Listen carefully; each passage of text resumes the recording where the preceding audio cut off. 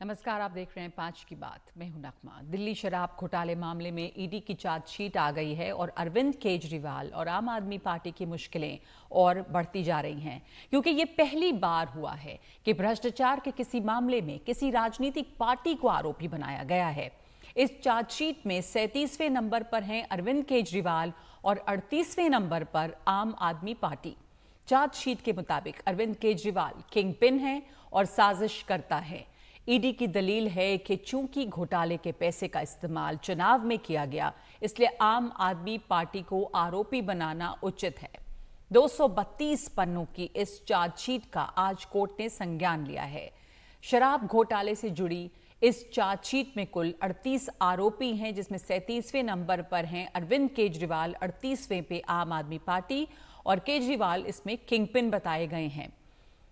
ED का यह कहना है कि केजरीवाल को गोवा चुनाव में घोटाले के पैसे के इस्तेमाल की जानकारी थी।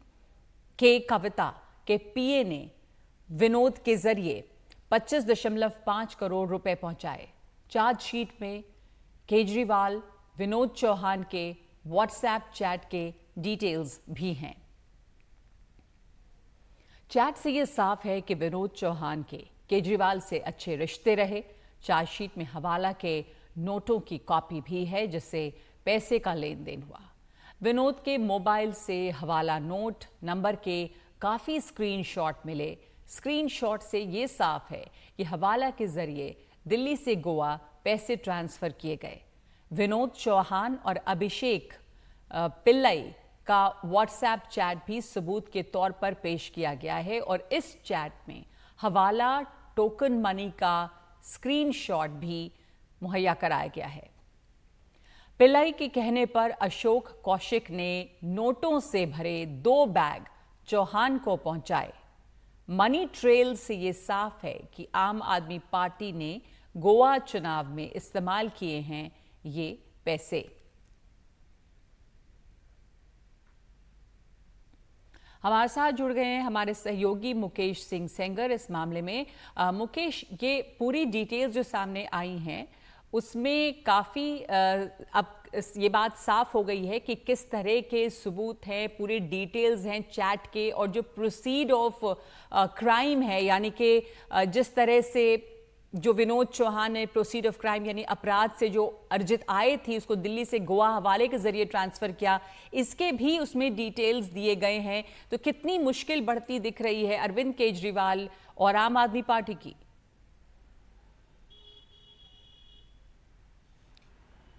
देखिए नगमा, ये चार्जशीट जो है वो 232 पेज की है और निश्चित तौर पर आम आदमी पार्टी और आम आदमी पार्टी के राष्ट्रीय संयोजक अरविंद केजरीवाल की मुश्किलें बढ़ने वाली हैं, क्योंकि ये पहली बार हुआ है जब ईडी ने पीएमएलए कानून के तहत किसी राजनीतिक पार्टी को आरोपी बना लिया है। इसका मतलब ये होता है कि अब ईडी चाहे तो आम आदमी पार्टी की जो संपत्तियां हैं, जो उनके बैंक खाते हैं, उनको अटैच कर सकती है, क्योंकि पैसा जो है, जो ईडी का आरोप है कि पैसा सीधे तौर पर आम आदमी पार्टी को गया है और जो प्रोसीड ऑफ क्राइम है, यानी कि जो पैसा अपराध की आय से आया हुआ पैसा है, उसके सीधे तौर पर जो लाभार्थी हैं वो दिल्ली के मुख्यमंत्री अरविंद केजरीवाल हैं और आम आदमी पार्टी हैं। तो दोनों की ही मुश्किलें बढ़ने वाली हैं, क्योंकि अब इस मामले में ईडी पीएमएलए कानून के तहत इनकी संपत्तियों को, इनके बैंक खातों को अटैच कर सकती है।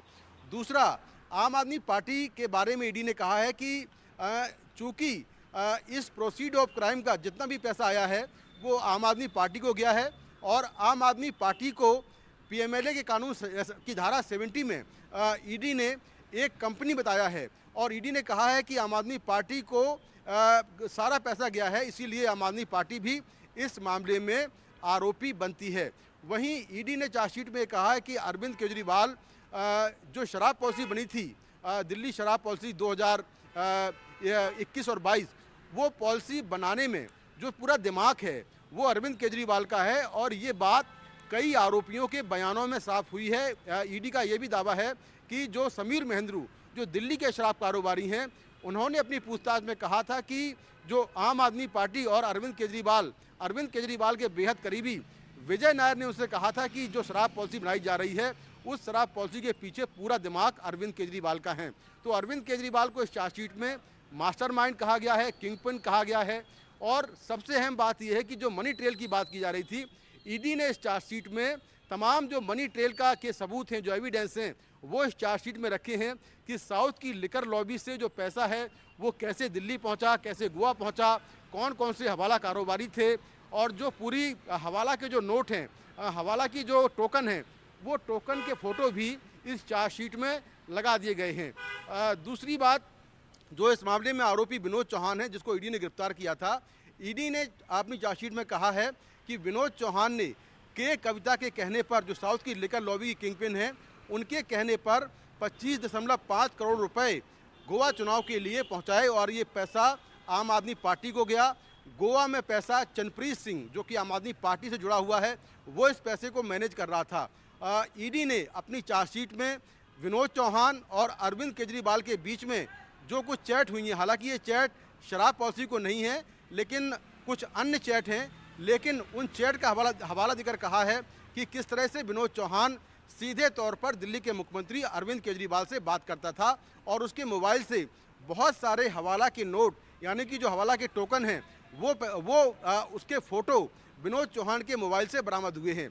इसके अलावा कई आरोपियों के बीच में जो बातचीत हुई है शराब पॉलिसी को लेकर, उसकी पूरी चैट के स्क्रीनशॉट, डिटेल, ये सारे ईडी ने अपनी चार्जशीट में लगाए हैं। मनी ट्रेल, जो ट्रांजैक्शन हुए हैं उसके डिटेल, सारी पर्चियां ट्रांजैक्शन की, वो सारी चार्जशीट में लगी हुई हैं। और ईडी ने चार्जशीट में कहा है कि पूछताछ के दौरान अरविंद केजरीवाल लगातार पूछताछ में सहयोग नहीं कर रहे थे और जांच एजेंसी को लगातार गुमराह कर रहे थे, जबकि उनको पूरी इस घोटाले के बारे में, इस पॉलिसी के बारे में पूरी जानकारी थी। यहाँ तक कि जब उनको पूछताछ के लिए बुलाया गया तो 8-9 सम्मन देने के बाद भी वो पूछताछ के लिए नहीं आए और कोई ना कोई बहाना बनाकर लगातार जांच एजेंसी को बदनाम करते रहे। तो ये 232 पन्नों की चार्जशीट है, जिसमें अरविंद केजरीवाल पर एक कॉन्स्पिरेटर के रूप में, एक साजिशकर्ता के रूप में आरोप लगे हैं। वहीं आम आदमी पार्टी भी अब इस मामले में आरोपी नंबर 38 हो गई है, 38 और 37 पर है दिल्ली के मुख्यमंत्री अरविंद केजरीवाल। तो अब 12 जुलाई को सम्मन किया गया है और 12 जुलाई को सम्मन के तौर पर, जब सम्मन पर अरविंद केजरीवाल की पेशी होनी है, एक आरोपी के तौर पर वो पेश होंगे। हालांकि वो पहले से गिरफ्तार हैं और जेल में हैं। जी, पहले से गिरफ्तार हैं, जेल में हैं, उनकी बेल को चैलेंज किया गया था। धन्यवाद आपका मुकेश, आपने जैसा बताया कि अब अरविंद केजरीवाल एक कॉन्स्पिरेटर के तौर पर इस चार्जशीट में पेश किए गए हैं और उसके साथ साथ किंग पिन उन्हें बताया गया है और साथ साथ आम आदमी पार्टी भी अब आरोपी है और इसमें अब उन्हें पेश होना है, यानी कि अरविंद केजरीवाल को। हमारे साथ कपिल मदान जुड़ रहे हैं, वकील, और अश्विनी दुबे भी हैं, वकील सुप्रीम कोर्ट। दोनों आप वरिष्ठ वकील हैं सुप्रीम कोर्ट में। कपिल मदान और अश्विनी दुबे, आप दोनों से ही एक एक करके सवाल के, अब ये जो चार्जशीट है जिसमें इतने डिटेल्स हैं, हवाला मनी के ट्रांजैक्शन, जो पैसे आए वो किस तरह हवाला से गए, बल्कि जो टोकन मनी है उसका स्क्रीनशॉट, और अरविंद केजरीवाल को एक मास्टरमाइंड या किंगपिन के तौर पे इसमें पेश किया गया है। अब आरोपी के तौर पे वो कोर्ट में पेश होंगे। अब जो पार्टी है वो भी इसमें आरोपी बनाई जा रही है, क्योंकि पार्टी एक ऐसी एंटिटी के तौर पे पेश की गई है, जो एक कंपनी है जिसने पैसा इस्तेमाल किया है गोवा चुनाव में। तो कपिल मदान साहब, इस चार्जशीट के बाद अरविंद केजरीवाल की मुश्किलें आपको कितनी बढ़ती हुई दिखती हैं? काफी डिटेल्ड चार्जशीट है ये। देखिए नगमा जी, मैं थोड़ा सा आपके दर्शकों को अभी एक हाल ही में जो एक ट्रायल कोर्ट ने ऑर्डर एक पास किया, मैं उसकी कुछ संदर्भ में कुछ बताना चाहूंगा। देखिए, ट्रायल कोर्ट के रिकॉर्ड में ये बात ईडी ने बोली कि जो कई कबार इन्वेस्टिगेशन के दौरान लॉलीपॉप दी जाती है और लॉलीपॉप देने के बाद भी इन्वेस्टिगेशन के तथ्य और साक्ष्यों को लिया जा सकता है। तो ये बात स्टेट ने जो रिप्रेजेंट कर रहे थे ईडी के जो वकील साहब थे, उन्होंने ये ऑन रिकॉर्ड ये बात बोली। तो मुझे ये लगता है कि अगर आप ये इस सारे केस की अगर आप टाइमलाइन देखेंगे तो 2022 से मुकदमे चल रहे हैं। पहले मनीष सिसोदिया जी को अरेस्ट किया, फिर 2023 के अंदर संजय सिंह को अरेस्ट किया। मेरा सिर्फ एक सवाल है, जो कि एक लीगल सवाल है।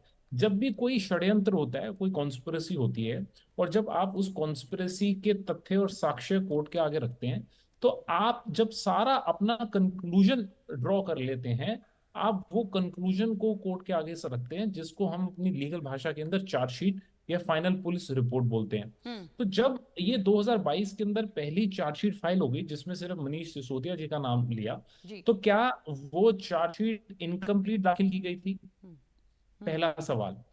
दूसरा सवाल, अगर जिस तरीके से ईडी इस इन्वेस्टिगेशन को आगे बढ़ा रही है, तो इस तरीके से तो ये एक कभी ना खत्म होने वाली इन्वेस्टिगेशन है। और अभी जैसे एक अप्रूवर हैं, इन्होंने अपनी पांचवी स्टेटमेंट के अंदर अरविंद केजरीवाल जी का नाम लिया। पहली जब उन्होंने स्टेटमेंट दी तो नाम नहीं लिया, दूसरी तो नाम नहीं लिया, तीसरी थी तो नाम नहीं लिया, पांचवी स्टेटमेंट जब उन्होंने दी और उनको जो अप्रूवर बना दिया गया। मैं दर्शकों को यह भी बता देता हूं कि अप्रूवर वो इंसान होता है जिसने अपराध किया होता है, लेकिन वो प्रोसिक्यूशन की मदद करने के लिए सामने आता है, जी और जी। प्रोसिक्यूशन उसको एक पार्डन दे देती है, उसको छोड़ देती है, क्योंकि वो प्रोसिक्यूशन की मदद कर रहा है। इस केस के अंदर अरविंद केजरीवाल जी को अप्रूवर की स्टेटमेंट पे अरेस्ट किया गया है। और अगर आप इस पे हमारे जुडिशियल प्रीसिडेंट देखेंगे, जो हमारी जजमेंट्स हैं इस सब्जेक्ट में, वो ये बोलती हैं कि अप्रूवर की स्टेटमेंट के बेसिस पे, सिर्फ अप्रूवर की बेसिस पे कन्विक्शन का करना बहुत एक जी ऐसी जी। तो सिचुएशन है जो आपने दो रेयर सर्कमस्टांसेस में। जी, आपने बहुत दो महत्वपूर्ण मुद्दे उठाए हैं और मैं अश्विनी दुबे जी से चाहूंगी कि वो इस पर सफाई दें कि उन्हें क्या लगता है। पर आपने जो एक और बात कही है कि सिर्फ अप्रूवर के बयान पर अरविंद केजरीवाल को आरोपी बनाया जा रहा है, तो अश्विनी दुबे जी, ये चार्जशीट की जो बात उन्होंने की कि जो पहली चार्जशीट दाखिल की गई थी और अब जो आप चार्जशीट देखते हैं, तो क्या फिर सवाल उठता है कि उस समय की चार्जशीट इनकम्प्लीट थी? जब चार्जशीट दाखिल करते हैं तो केस का पूरा इन्वेस्टिगेशन जो भी सामने आता है उसको ही बनाकर एक चार्जशीट बनती है। तो अब ये चार्जशीट अब की कुछ और है, तब की कुछ और है, नए नए डिटेल्स ऐड हो रहे हैं उसमें। अप्रूवर भी जो है वो 5वीं बार में नाम ले रहा है केजरीवाल का। आपको लगता है कि ये सब इसमें त्रुटियां हैं? नहीं, ये ऑन गोइंग इन्वेस्टिगेशन था। इसमें एक के बाद एक कड़ियां जुड़ती चली गई और इस अपराध में कथित तौर पर जो लोग संलिप्त थे उन सबके खिलाफ जैसे एविडेंस मिलते गए वैसे जो है उनका नाम आता गया। दूसरा, रगमा जी, पीएमएलए एक स्पेशल स्टैट्यूट है, स्पेशल कानून है। ये ऑर्डिनरी जो भारत का इंडियन पिनल कोड या भारतीय न्याय संहिता जब लागू हुआ उसके अलावा ये स्पेशल लॉ है जो इस तरह के ऑफेंसेस जहां पर ऐसा पैसा इन्वॉल्व जिसकी रिकवरी नॉर्मल मोड से नहीं हो सकती, या प्रोसीड्स ऑफ क्राइम या वाइकेरियस लाइबिलिटी। और दूसरा जो कॉन्स्पिरेसी है वो कॉन्स्पिरेटर्स देश के तमाम हिस्सों में फैले हुए।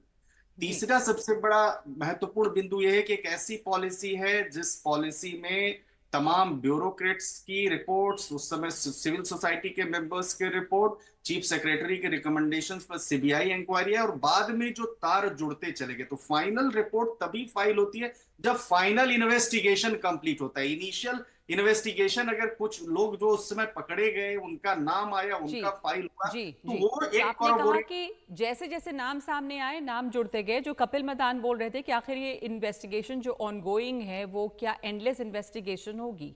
फाइनल रिपोर्ट इसमें फाइल होने में कोई एक समय सीमा भी इसमें होनी चाहिए अभी? आ गई फाइनल रिपोर्ट आज। आप देखिए नगमा जी, जिसमें रोल है कॉन्स्पिरेसी का और पॉलिसी फॉर्मुलेशन का, वो आ गया। दूसरा, जब आपने स्टार्टिंग जो आपका ओपनिंग स्टेटमेंट था, आपने बड़ी अच्छी बात कही कि भाई कंपनी, अगर पीएमएलए की धारा 70 में कंपनी डिफाइंड है, पॉलिटिकल पार्टी क्या उस दायरे में कैसे आएगी? उसमें याद करिए आप, जस्टिस स्वर्णकांता मेहरा की जजमेंट, जब उन्होंने अरविंद केजरीवाल जी की बेल एप्लीकेशन खाली थी, तो पहला क्वेश्चन उठा था जब रिमांड की लीगैलिटी को चैलेंज किया था, तो उन्होंने कहा था भाई पीएमएलए के तहत पॉलिटिकल पार्टी जो है दायरे में नहीं आ सकती। तो हाईकोर्ट ने धारा 70 उपधारा 1 का वर्णन करते हुए कहा कि इवन पॉलिटिकल पार्टी चूंकि बॉडी ऑफ एसोसिएशन है और रिप्रेजेंटेशन ऑफ पीपल एक्ट में रजिस्टर्ड है, एसोसिएशन और बॉडी ऑफ इंडिविजुअल होने के नाते ही ये सेक्शन 70 के मुताबिक हो जाएगी, और उसका मुखिया होने के नाते फिर उनकी जिम्मेदारी आ गई। तो ये पहली बार है कि किसी पॉलिटिकल पार्टी को इसमें आरोपी बनाया गया है किसी भी केस, भ्रष्टाचार के केस में? बिल्कुल। और तीसरी बात नगमा जी ये है कि ये एक ऐसा मुद्दा है जिस मुद्दे ने ट्रायल कोर्ट से लेकर अप टू सुप्रीम कोर्ट तक ट्रेवल किया और तमाम नंबर ऑफ लिटिगेशंस फाइल हुई, लेकिन ये किसी ने नहीं कहा, किसी भी अदालत ने, कि ये जो पूरा प्रोसेस वो विशिएटेड इन लॉ है। लेकिन जो कपिल जी बात पूछ रहे थे अभी कि अप्रूवर जो होता है वो जिसने क्या जिस पर आरोप है, जिसने अपराध किया हो और बाद में वो अप्रूवर बना, तो अप्रूवर के बयान पर सिर्फ क्या इस तरह की गिरफ्तारी, मतलब आरोप ऐसे लग सकते हैं? क्योंकि जाहिर है कि जब वो अप्रूवर बना है तो उसके बयान को कितना माना जाएगा सच? क्या सिर्फ उसके साक्ष्य पे ये आगे बढ़ सकती है बात? पीएमएलए में ऐसा प्रावधान है भारत का जो क्रिमिनल जूरिस्प्रूडेंस है उसके मुताबिक, और पीएमएलए में भी, और खासतौर से सीबीआई भी जब दिल्ली पुलिस एस्टैब्लिशमेंट एक्ट के मुताबिक जब एफआईआर दर्ज करती है तो जहां डायरेक्ट एविडेंस नहीं मिलता है तो उन एविडेंस को कोरोबोरेट करने की, इसके अलावा सिर्फ अप्रूवर की स्टेटमेंट थी, इस स्टेटमेंट के साथ और भी तमाम प्रोसीड्स ऑफ क्राइम है वो भी देखे जाते हैं। कपिल मदान जी, प्रोसीड्स ऑफ क्राइम और भी हैं, उसके भी आपने देखा कि प्रोसीड्स ऑफ क्राइम के ट्रांजैक्शन कैसे हुआ, हवाला पैसा कहाँ गया, कैसे गया, उसके स्क्रीनशॉट्स, टोकन मनी के स्क्रीनशॉट्स, ये तमाम चीजें हैं। सिर्फ अप्रूवर का बयान ही नहीं है। तो जो आपने सवाल उठाया था कि ये कहाँ तक जायज है, उसका जवाब दिया है अश्विनी जी ने। कपिल मदान, देखिए, मैं दो बातें बोलूंगा। अश्विनी जी ने वाइकेरियस लाइबिलिटी की बात करी, तो मैं, एक कानून का प्रावधान है, प्रिंसिपल है, जी। जो बोलता है कि हमारे यहाँ जो पीनल ऑफेंसेस होते हैं उनमें वाइकेरियस लाइबिलिटी नहीं होती। अगर आपको वाइकेरियस लाइबिलिटी को यूज करना, मैं अब समझा देता हूँ वाइकेरियस लाइबिलिटी होती है क्या है। मान जी। लीजिए एक कंपनी ने अपराध किया, तो कंपनी के डायरेक्टर के ऊपर अपने आप से मुकदमा नहीं चल सकता क्योंकि वाइकेरियस लाइबिलिटी नहीं होती। हाँ, अगर कंपनी के डायरेक्टर ने उस अपराध के अंदर कोई रोल प्ले किया होगा तब जी। उस पे मुकदमा जरूर चल सकता है। ठीक है। तो यहाँ दो बड़ी इंपॉर्टेंट बातें हैं। अभी अश्विनी जी ने बताया है कि अब जो चार्जशीट फाइल हुई उसके अंदर आम आदमी पार्टी को भी अपराधी बना दिया गया। तो इसका मतलब तो ये है कि जो पहली जो चार्जशीट फाइल हुई जिसमें आम आदमी पार्टी को अक्यूज नहीं बनाया गया, तो वो इनकम्प्लीट था। तो उसके अंदर इनकम्प्लीट, एक वो तो लीगल बता ही डिफेक्ट रहे हैं था। कि वो ऑनगोइंग इन्वेस्टिगेशन है, वो इनकम्प्लीट थी नहीं, और अब नहीं, कंप्लीट हुई है। नहीं, नहीं, देखिए, अगर आप देखेंगे टाइमलाइन को, शुरू से ईडी ये बोल रही है कि एक्साइज एक्ट के अंदर घोटाला हुआ, घोटाले के चलिए पैसे जी। वो गोवा में जी यूज जी किया गया, जी। आम आदमी पार्टी के मैं इलेक्शन के एक लिए यूज मैं किया। 1 मिनट ये तो आपको इनको रोक लूं। पिछले दिन से पता है एक पहले। जरा फिर सा के लिए रुक जाइए। मैं आपको ये सिर्फ कहना चाह रही हूँ कि मैंने शुरुआत में सवाल किया था आप दोनों लोगों से कि अब इस चार्जशीट, जिसको कहा जा रहा है कि अब ये कंप्लीट हो गई, ये चार्जशीट दाखिल की गई, उसके बाद से अरविंद केजरीवाल और आम आदमी पार्टी और उलझ गई है, उसकी मुश्किलें और बढ़ी हैं। एक बार सुन लेते हैं कि इस पर क्या कहना है आम आदमी पार्टी का। सौरभ भारद्वाज इस पर क्या कह रहे हैं और बीजेपी इस चार्जशीट पे क्या कह रही है। मैं यही तो आपको बता रहा हूं कि आम आदमी पार्टी को तो बिना किसी सबूत के, बिना किसी पैसे की रिकवरी के, बिना किसी मनी ट्रेल के आरोपी बना रही है ईडी।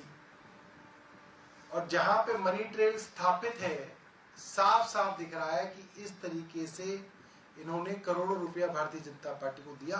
भारतीय जनता पार्टी को कब आरोपी बनाया जाएगा, यही सवाल है। जब भी शराब घोटाले की बात आती है तो आम आदमी पार्टी जनता और मीडिया को गुमराह करने का प्रयास करती है।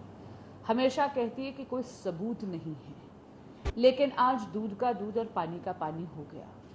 ईडी ने एक बहुत ही डिटेल्ड चार्जशीट फाइल करी है और इसके तहत पता चलता है कि माननीय मुख्यमंत्री अरविंद केजरीवाल जी न केवल व्यक्तिगत तौर पर शराब घोटाले में करोड़ों रुपए के किकबैक्स लेने में उनकी व्यक्तिगत भूमिका है, बल्कि ये भी कि वो इस पूरी की पूरी कंस्पिरेसी के किंग पिन हैं। और यही चार्जशीट भी कहती है 100 करोड़ रुपए तक के किकबैक शराब घोटाले में लिए गए हैं, जिसमें से सीधा सीधा 45 करोड़ रुपए तक के किकबैक्स आम आदमी पार्टी के गोवा इलेक्शन में इस्तेमाल हुए हैं। तो इस चार्जशीट से ये साफ है, जैसा बीजेपी कह रही है कि 100 करोड़ के किकबैक में से 45 करोड़ सीधा सीधा गोवा इलेक्शन में इस्तेमाल हुए। और ये जो चार्जशीट है इसमें ये इस तरह से साबित किया जा रहा है कि ये पैसे जो हैं वो गोवा इलेक्शन में इस्तेमाल हुए हैं। आम आदमी पार्टी की तरफ से ये सवाल उठाए जा रहे हैं कि ये जो ऑनगोइंग इन्वेस्टिगेशन है कभी ख़त्म नहीं हो रही और चार्जशीट में नए नए नाम ऐड किए जा रहे हैं और किस तरह से आम आदमी पार्टी को भी इसमें आरोपी बनाया गया है। लेकिन कुल मिलाकर ये ज़रूर है कि इस चार्जशीट के बाद अब आम आदमी पार्टी और अरविंद केजरीवाल की मुश्किल और बढ़ गई है। तो आज की बात में एक ब्रेक ले रहे हैं हम और लौटते हैं तुरंत दूसरी खबरों के साथ। मुंबई के Worli hit and run case में आरोपी मिहिर शाह को अदालत ने 7 दिन की पुलिस हिरासत में भेज दिया है। वो 16 जुलाई तक पुलिस हिरासत में रहेंगे। पुलिस सूत्रों के मुताबिक प्रारंभिक पूछताछ में आरोपी ने जुहू बार से वापस बोरीवली और फिर मरीन ड्राइव होते हुए वर्ली की तरफ आने की बात कबूल की है और ये भी माना है कि ड्राइविंग सीट पर वही था। हाजी अली के पास मिहिर ड्राइवर से सीट बदलकर कार खुद चलाने लगा था। आरोपी के मुताबिक हादसे के बाद वो बहुत डर गया था। उसे डर था कि घर वाले भी उसे डांटेंगे, इसलिए पिता के बांद्रा पहुंचने के पहले ही वो वहां से निकल गया। लेकिन वो घर न जाकर गोरेगांव अपनी गर्लफ्रेंड के यहाँ गया। खबर ये भी आ रही है कि उसने अपनी गर्लफ्रेंड से उस सुबह बात की 40 बार। उसकी गर्लफ्रेंड को भी हिरासत में लेकर पूछताछ की जा सकती है।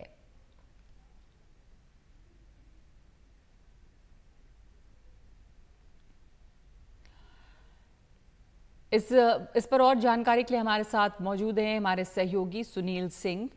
सुनील, इस मामले में कई तरह के अब कन्फेशंस भी हैं और इसमें अब पुलिस हिरासत में भेज दिया गया है मिहिर शाह को।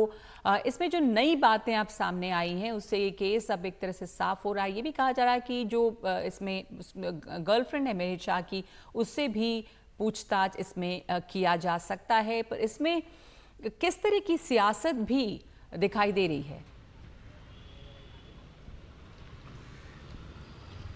नगमा, ये तो पहले मैं आपको स्पष्ट कर दूं कि उसकी जो गर्लफ्रेंड है उससे पूछताछ पहले ही हो चुकी है जब मिहिर शाह फरार थे। क्योंकि हादसे के बाद जो जानकारी मिल रही है कि मिहिर ने अपनी गर्लफ्रेंड को फ़ोन किया, तकरीबन 40 बार फ़ोन किया, लेकिन वो उठाई नहीं। फिर वो सीधा ऑटो से वो घर पर चला गया था और वहाँ पर गर्लफ्रेंड ने ही उसके जो है कि मिहिर की बहन को फ़ोन किया और बुलाया और फिर बहन आ गई और बहन आकर फिर लेकर गई उसे, मिहिर को अपने साथ लेके चली गई छुपाने के लिए।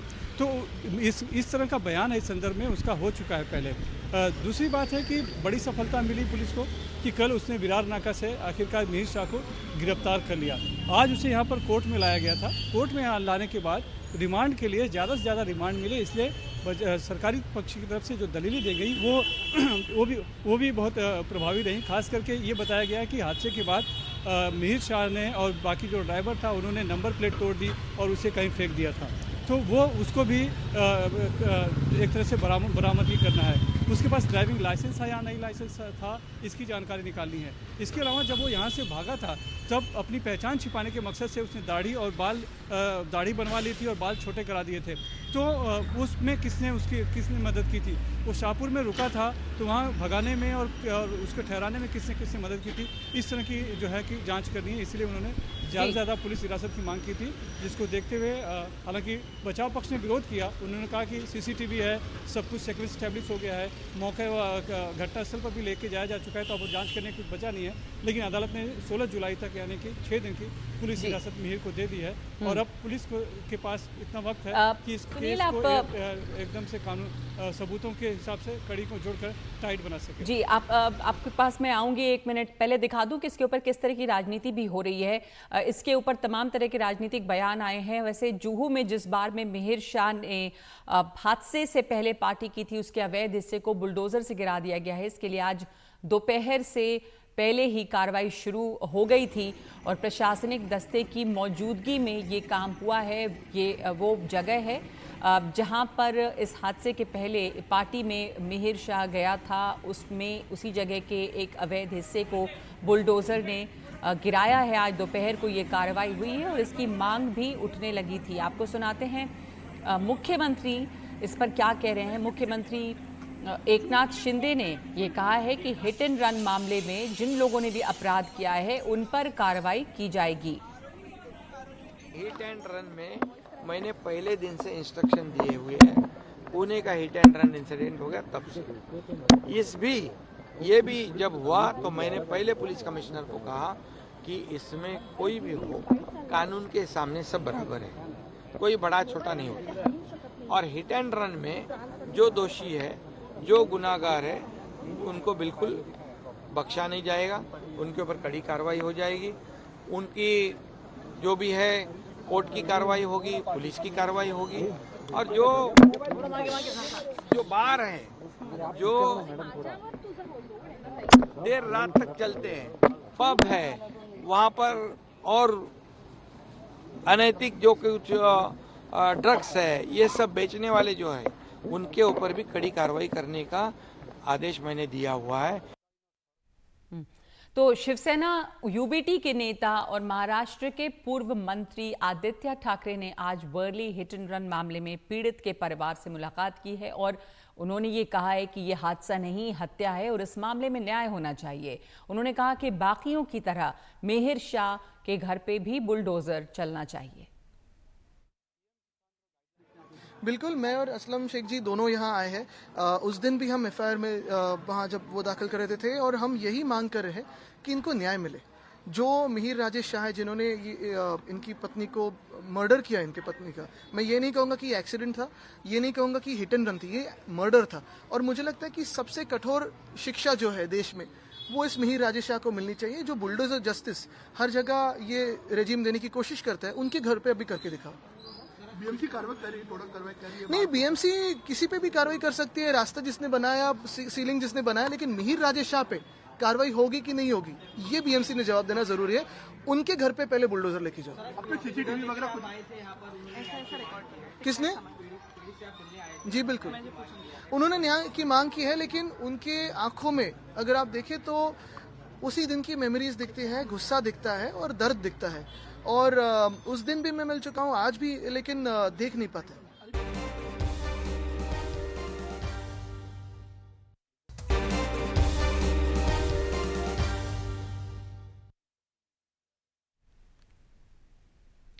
और इधर मौसम के बदलने से, बारिश से और उसके पहले इतनी तेज़ गर्मी की वजह से यहाँ पर महंगाई और ज़्यादा बढ़ गई है। सब्जियों के दाम आसमान छू रहे हैं। बीते 2 हफ्ते में सब्जियों के दाम काफ़ी ज़्यादा बढ़ गए हैं, उनकी कीमतें लगातार बढ़ रही हैं और सब्जी के बढ़ते दामों ने आम आदमी के बजट को बिल्कुल बिगाड़ दिया है। दिल्ली की ओखला मंडी से अतुल रंजन की ये रिपोर्ट देखिए।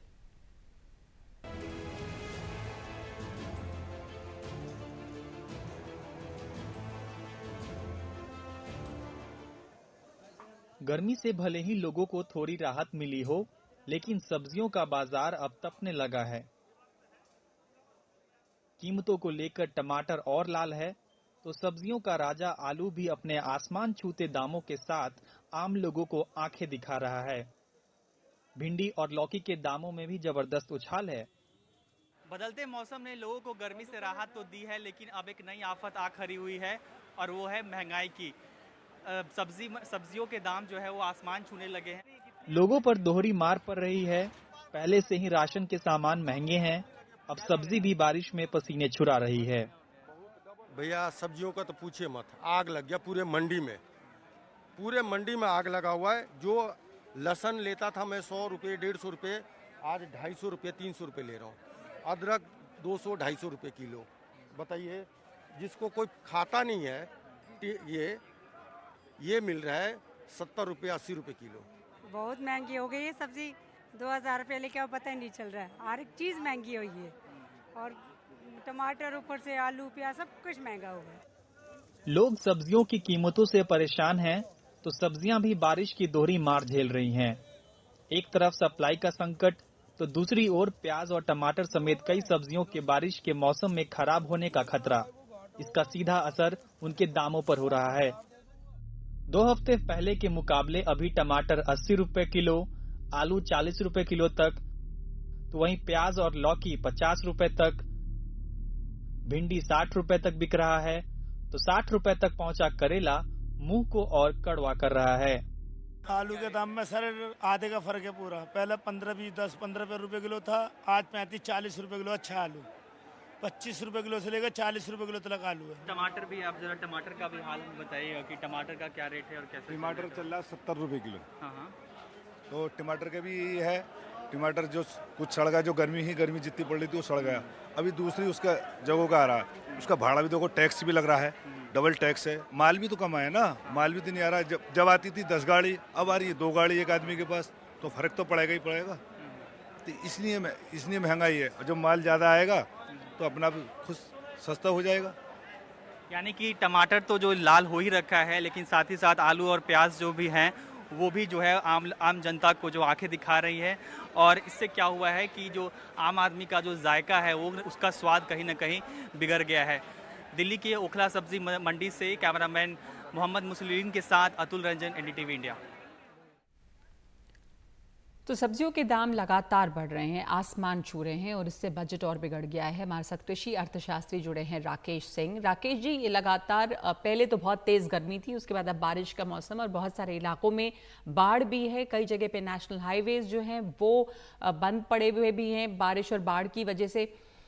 सब्जियों पर जो ये असर इसका पड़ता है, क्या कोई इसकी तैयारी पहले से नहीं हो सकती है? क्योंकि ये हर साल ही होता है इस तरह के मौसम में, एक फेज आता है जब मुश्किलें भी होती हैं ट्रांसपोर्टेशन में।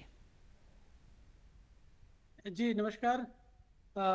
सब्जियों में स्पेशली टोमेटो, पोटैटो और ओनियन के लिए जो सरकार ने ऑपरेशन ग्रीन योजना शुरू किया, उसका मकसद भी यही था कि इसके दाम में उतार चढ़ाव कम हो, लेकिन अभी उसका पूरा असर दिख नहीं रहा है। और निश्चित रूप से जो हमारा ट्रांसपोर्टेशन है और बाकी जो इंफ्रास्ट्रक्चर हैं इसके ट्रांसपोर्टेशन के अलावा स्टोरेज वाले, उसको और सुदृढ़ करने की जरूरत है। क्योंकि ऐसा भी देखा जा रहा है कि इन्फ्लेशन तो बढ़ रहा है, वेजिटेबल्स में इन्फ्लेशन काफ़ी बढ़ गया है। और अब हम लोग एक नई टर्मिनोलॉजी भी देने लगे हैं कि बात करने लगे हैं क्लाइमेट चेंज इंड्यूस्ड इन्फ्लेशन, पहले कास्ट पुल इन्फ्लेशन। तो क्लाइमेट चेंज का भी बहुत असर पड़ रहा है इन सब्जियों के उत्पादन और इन्फ्लेशन करने में। राकेश जी, ये जो इन्फ्लेशन है सब्जियों में खास करके जिस तरह की महंगाई देखी जा रही है, वो उसका मुख्य कारण क्या है? आपने क्लाइमेट चेंज से इन्फ्लुएंस हो रही है ये जो दामें हैं, वो प्राइसेस जो हैं, कारण जो है इसका भी आप क्या देख रहे हैं? और ये कितना ये टेम्पररी रहता है, कितने दिन लास्ट करेगा ये? देखिए, इसको हम दो भाग में बांट के समझ सकते हैं कि एक तो एक्सट्रीम हीट या एक्सट्रीम बारिश की वजह से जो प्रभाव पड़ता है वो पड़ता ही है, लेकिन जो पूरी सप्लाई चेन है कहीं ना कहीं उसमें इनएफिशिएंसी ज़्यादा है। और हम इस बात को भी मानते हैं, किसानों से भी जुड़े हैं, कि ये जो इन्फ्लेशन यानी प्राइसेस बढ़ रहे हैं, इसका पूरा लाभ किसान को नहीं मिल रहा है। इसका मतलब ये है कि अभी भी जो बीच में लोग काम कर रहे हैं वो भी रोल प्ले कर रहे हैं। तो इस इनएफिशिएंसी को भी दूर करना चाहिए। जैसे गवर्नमेंट ने शुरू किया था ये नेशनल एग्रीकल्चर मार्केट, उसका भी पूरा प्रभाव अभी नहीं आया है। तो सब्जी के क्षेत्र में इनएफिशिएंसी, सप्लाई चेन इनएफिशिएंसी को कम करने की जरूरत है। तो ये जो मुख्य कारण, एक तो आप देख रहे हैं एक बड़ा कारण, मुख्य नहीं पर बड़ा कारण ये जरूर है कि जो दाम बढ़ रहे हैं वो सप्लाई चेन की इनएफिशिएंसी है, बजाय इसके कि प्रोड्यूस या बाढ़ या क्लाइमेट चेंज से जो असर हो रहा है हमारे उत्पाद पर, वो तो एक अपनी जगह पे है। लेकिन इस समय आप क्या देख रहे हैं? सब्जियों के दाम जो इतने महंगे, क्या ये इसलिए भी हैं क्योंकि बेमौसम बरसात या अत्यधिक गर्मी के कारण प्रोड्यूस कम हुआ है? नहीं, प्रोडक्शन पे जो असर पड़ा है, हम मानते हैं कि जो ये इन्फ्लेशन है इसमें लगभग 30% कंट्रीब्यूशन तो उस प्रोडक्शन की वजह से है, 100% को यदि बांटे, लेकिन 70% कंट्रीब्यूशन सप्लाई चेन इनएफिशिएंसी की वजह से। और सप्लाई चेन की ये इनएफिशिएंसी किस तरह से हो रही है? जहां पर प्रोड्यूस है और जहां मार्केट है, उसके बीच में क्या वाकई दिक्कतें हैं ट्रांसपोर्टेशन की, या फिर ये एक बड़े तौर पर एक इनएफिशिएंसी ज्यादा है? देखिए, ट्रांसपोर्टेशन की भी दिक्कतें हैं। दूसरी जो प्राइस एसिमेट्री की बात करते हैं, यानी आज भी जो प्राइस सेटिंग है उसमें मुख्य रोल हमारा ट्रेडर अदा कर रहा है, व्यवसायी अदा कर रहा है कि वो प्राइस को ज़्यादा इन्फ्लुएंस कर रहा है, जो कि डिमांड और सप्लाई से जितना इन्फ्लुएंस नहीं हो रहा है उससे ज़्यादा वो इन्फ्लुएंस कर रहा है। कहीं ना कहीं इसको मैनेज करने की ज़रूरत है। तो इसके लिए सरकार की तरफ से, जैसे आप कृषि अर्थशास्त्री हैं तो आप समझ रहे हैं इस बात को कि किस तरह से जो हमारे मौसम में उतार चढ़ाव है उसका तो असर अभी भी भारत में बड़े तौर पे पड़ ही रहा है। मॉनसून का बहुत ज़्यादा रोल रहता है अभी भी हमारे प्रोडक्शन में, तमाम इरिगेशन के बावजूद। पर इसको ये बार बार ऐसी स्थिति ना हो, और जिस तरह के दाम आसमान छू रहे हैं ज़रूरी चीज़ों के, ज़रूरी सब्जियों के, वो ना हो, इसके लिए क्या कोई सेफ्टी नेट सोचा नहीं जाता है पहले, या क्या है उसका इम्प्लीमेंटेशन नहीं होता है? सोचा गया है, स्कीम लागू भी की गई है, लेकिन पूरी प्रभावी नहीं है। मैं जो पहले भी ऑपरेशन ग्रीन की बात किया क्योंकि तो आम ऑपरेशन आदमी ग्रीन क्या है वो? ऑपरेशन ग्रीन शुरू किया गया था कि टोमेटो, पोटैटो और ओनियन, टॉप जो है टोमेटो, ओनियन और पोटैटो, इनके प्राइसेस में बहुत उतार चढ़ाव ना हो, इसके लिए स्टोरेज फैसिलिटी क्रिएट करना, ट्रांसपोर्टेशन की जो बात है, यानी पूरी लॉजिस्टिक को इम्प्रूव करना था। लेकिन आज आप ये देखिए कि इन तीनों के दाम में बहुत वृद्धि हुई है जी। बाकी जो फूड इन्फ्लेशन है उसमें तो जैसे पल्सेस में डबल डिजिट में इन्फ्लेशन चल रहा है, क्योंकि हम उसको इंपोर्ट कर रहे हैं जी। और जो ग्लोबल क्राइसिस है ये है यूक्रेन या रसिया की वजह से, उसकी वजह से सीरियल्स के दाम में भी बढ़ोतरी हुई है, स्पेशली व्हीट के दाम में बढ़ोतरी हुई है। तो उसके लिए तो सरकार चलिए 80 करोड़ लोगों के लिए जो योजना बिल्कुल की है। बाकी जो फूड इन्फ्लेशन है उसके तो दूसरे कारण हो सकते हैं, लेकिन बाकी जो वेजिटेबल्स में इन्फ्लेशन आया है ये लोकली यानी डोमेस्टिक, ये ग्लोबल इम्पैक्ट इस पे नहीं है, ये डोमेस्टिकली घरेलू तौर पे जो मिसमैनेजमेंट या इनएफिशिएंसी की आपने बात की है उसके कारण ज्यादा दिख रहा है। धन्यवाद आप जी धन्यवाद आपका राकेश सिंह जी हमारे साथ जुड़ने के लिए। आपने साफ साफ बताया, दोहरा दें दर्शकों के लिए भी कि ये जो आसमान छू रहे हैं सब्जियों के दाम, 70% जो है वो इनएफिशिएंसी है सप्लाई चेन की, जिस कारण ये दिख रहा है, और 30% इसमें मौसम का हाथ भी है, जो उतार चढ़ाव मौसम का उसकी वजह से भी ये हो रहा है। तो इस वक्त अभी इतना ही, एक ब्रेक ले रहे हैं हम।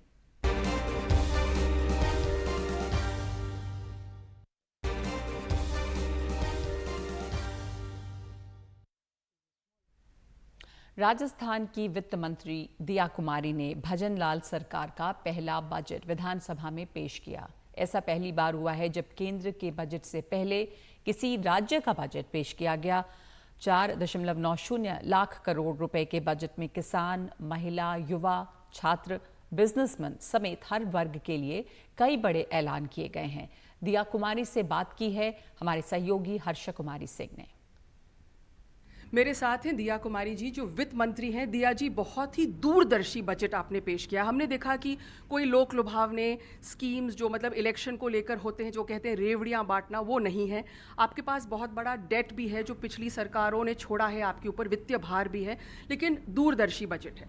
जी नहीं, बिल्कुल, ये पूरा जो बजट है इसको सिर्फ एक लॉन्ग टर्म प्लानिंग के साथ और एक 2047 का जो विजन है उसको देखते हुए अभी से हमको जो इंफ्रास्ट्रक्चर बनाना है, सुविधाएं देनी है, यूथ को एम्पावर करना है, महिलाओं को एम्पावर करना है, हर वर्ग को आगे बढ़ाने के लिए अभी से हमको जो प्लानिंग करनी है उसके साथ ये बजट बनाया गया। जी बिल्कुल, आपने हर वर्ग का ध्यान रखा है। मेरे को एक बहुत इंटरेस्टिंग बात लगी इस बजट में कि आपने वाटर ग्रिड की बात की है।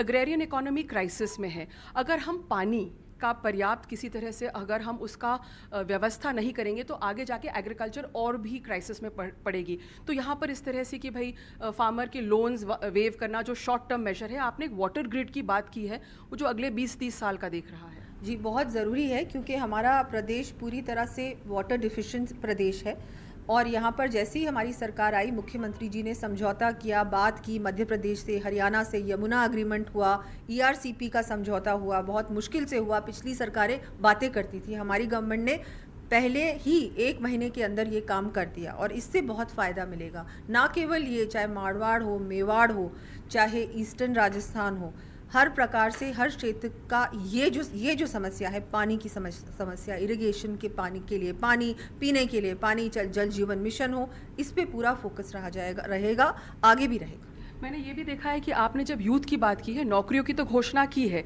लेकिन साथ साथ उतना ही जोर दिया है स्किल पे, क्योंकि अगर यूथ स्किल होएगा तो सेल्फ एम्प्लॉयबल भी हो जाएगा। जी बहुत ज़रूरी है। गवर्नमेंट जॉब्स तो हमने बोले ही हैं 4 लाख इन 5 सालों में, लेकिन उसके अलावा भी और जॉब्स क्रिएट हो।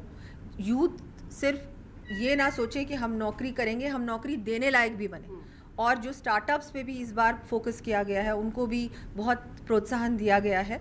वैसे ही हम लोग आगे भी बहुत स्किल डेवलपमेंट पे भी जोर दिया गया है। बच्चों के स्पेशली जो हायर एजुकेशन है उसके लिए भी, चाहे IT हो, चाहे इंजीनियरिंग, बहुत सारी चीज़ों पे ध्यान दिया गया है। बहुत बहुत शुक्रिया हमसे बात करने के लिए। तो वित्त मंत्री दिया कुमारी खास बातचीत कर रही थी NDTV से।